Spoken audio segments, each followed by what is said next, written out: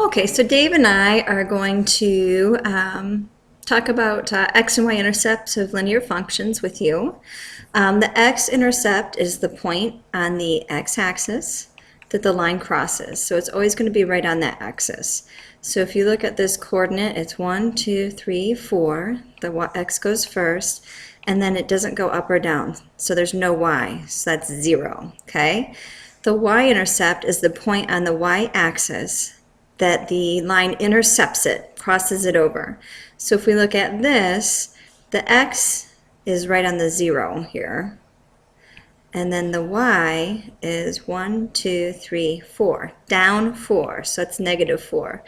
So if you look, when you're looking at x and y axes, hopefully you will notice that in the y-intercept, the x is always going to have a value of 0. Because it's going to be on here, not on the x-axis, okay? So the x value should be 0. And when we're talking about the x-intercept, the y value should be 0 because it's always going to be on the x-axis. It's not going to go up and down this y-axis at all. So you know you have the intercept for the x when there's a number, because this number is telling you where on the x-axis it's crossing. So the y should be 0. And in the y place, this is the xy coordinate, there should always be a number in the y position because it's telling you the point on the y-axis that that line is crossing. So the x value should always be 0 here because it's this is the 0, 0, right? So it's not going left or right. It's right on the y-intercept, okay? So we're going to look at how you calculate that with given an equation, okay? So here, this equation is in y-intercept form, okay? So already, that should tell you, or I said y-intercept, sorry, slope-intercept form. It's y equals mx plus b, and the b is the y-intercept. So the y-intercept is 4. You have to be able to write that as a coordinate. So the x is going to be 0, and the y will be 4, because on the y-axis it should be on the 4, okay? So now the question is, what is the x-intercept, okay? So to find the x-intercept, I want to find out what number this x crosses on. I know the x-intercept will have some number here, and then it'll have 0 in y's place, because it's going to be on the x-intercept, okay? So what I can do is I can plug 0 in for y, and stay there. They need to learn about these intercepts, okay? Stay there. So now I want to find the y-intercept by plugging, or x-intercept by plugging 0 in for y. So I can plug 0 in here, and that gives me 2x plus 4. And to solve for x, I'm going to subtract that 4 over. That gives me 0 there, and minus 4 here. So I'm going to have negative 4 equals 2x, divide by 2.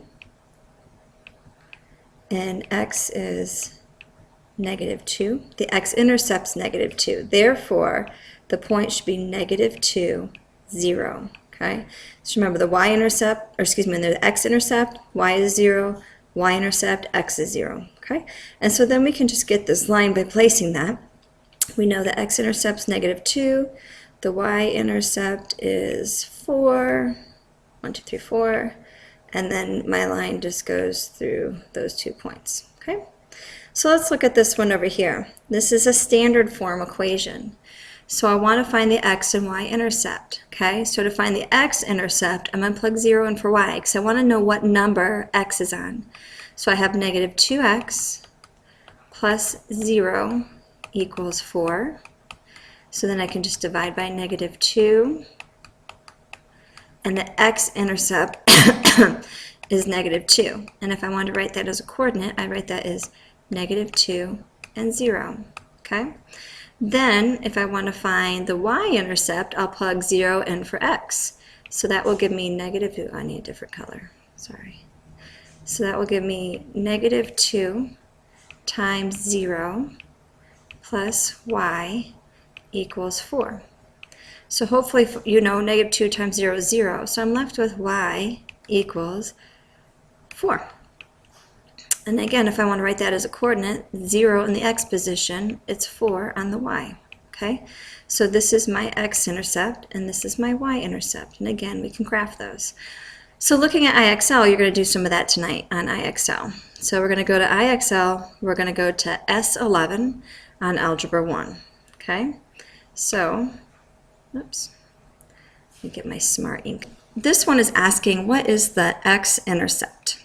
So if I want, or excuse me, the y-intercept. So if I want to find the y-intercept, I got to plug 0 in for x. So that equals 8. So I have negative y equals 8, and we can't have a negative variable, so we multiply everything by negative 1. Negative times negative gives you a positive 1y, and then negative 1 times 8 gives you negative 8. So the y-intercept here should be negative 8. So we'll click on that. Oops, that's not what I wanted. Let's try that again. I don't want that on.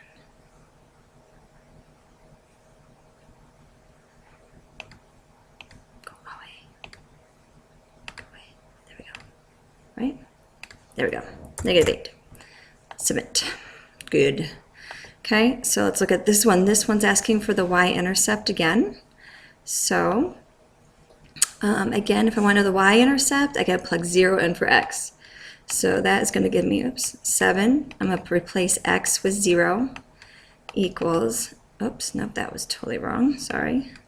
7 plus times 0 in for x minus 8y equals 8, right? Okay, so we know 7 times 0 is 0. So that leaves me with negative 8y, and that's negative 8 times y equals 8. So to solve by y, we're going to divide by negative 8. And then we'll have y equals negative 1. So it's going to cross at the negative 1 on the y. So that's my y-intercept. Okay, so we'll go over here and put a negative 1, and we're good. Okay, so good. Now this time it's going to ask me for the x-intercept, right? So for the x-intercept, I have to plug in 0 for y. So that's going to give me x plus 10, because there's going to be nothing on the y because I want it on the x-axis. So I plug in 0 for y. So 10 times 0 is 0, so this is going to give me x equals negative 4. So I can just plug in negative 4. And I'm brilliant, of course. Oops. So let's try this again. Again, the x-intercept, so I have to plug in 0 for y. So you think about the opposite. If I want to know the x, y is 0. If I want to know the y, x is 0. So again, this is 0, and that equals 3. So 5 times 0 is 0, so it's just going to give me x equals 3. Okay? And then we keep going. So I would like for you to complete 10 problems on this. I'm not going to give you time. I'm going to give you 10 problems. I want 10 problems on this, and at least 6 of the 10 must be correct. So if you get to 10 and 6 aren't correct, you're going to have to go a little more. Okay? So I want 10 problems total. Hopefully they're all correct. But at least 6 of those need to be correct. Otherwise, you're going to have to keep working. Okay? So x and y intercept. Dave and I say good night. Good night.